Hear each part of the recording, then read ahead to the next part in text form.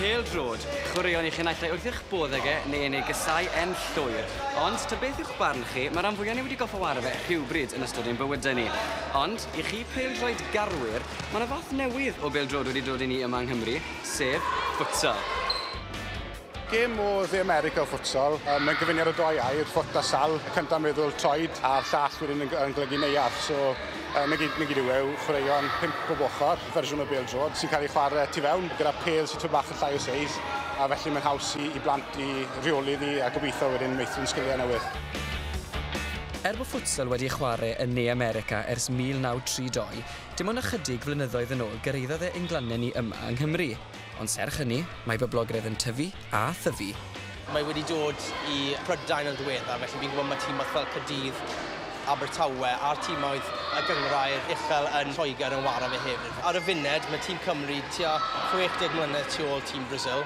Fi'n credu mewn cwbl o flynyddoedd i ddod, fi'n siŵr bydd safon pêl-drod Cymru yn cynyddu a gobeithio ni gallwn ni gystadlu yn erbyn tîmoedd fel Brazil yn y dyfodol agos. Ond beth mewn gwirionedd sy'n gwahaniaethu futsal a phêl-droed arferol?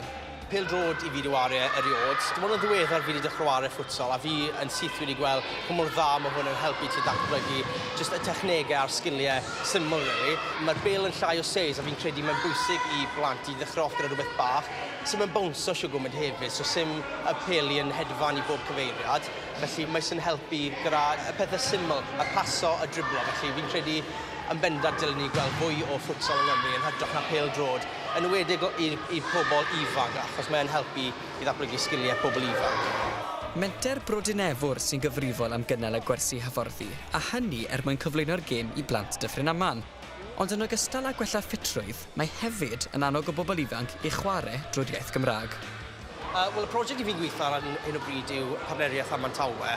Fel rhan o rôl fi fod helpu datblygu y iaith Gymraeg yn yr ardal, felly fi'n trial cael pawb o ysgolion lleol i ddod yma i gael gwersi futsal trwy iaith Gymraeg. Mae'n prosiect ieithyddol, ond hefyd mae'n helpu gyda iech yn ffitrwydd plant hefyd, felly fi'n credu mae'n prosiect sy'n gwneud target i gyd, really.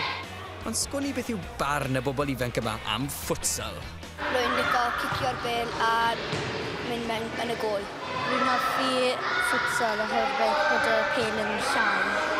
Fi'n hoffi chwarae futsal achos ti'n gallu uso'n trod ac mae merched gallu chwarae hefyd.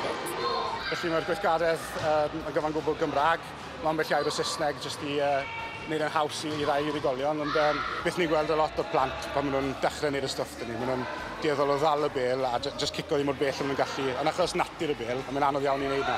Byddwn ni'n meddwl, fi'n credu bod futsal yn sail arbennig o dda i unrhyw chwaraeon, fi'n onest. Mae'n dysgu cydbwysedd, mae'n dysgu rheoli'r bêl. Yna'r prif beth, yw sef cael nhw ddefnyddio'r bêl mewn modd syml, i fod yn onest. I fod yn onest, yn bennaf, mae'n helpu i ddechrau gyda y sgiliau syml, ond mae yn agored i oedolion. Ond fel chi'n gweld gwyneb fi, mae'n gwaith galed, felly mae'n cymryd lot o egni lan. Mae'n gêm gloi iawn, felly fi'n credu byddai'n gadael a jyst gadael i'r plant.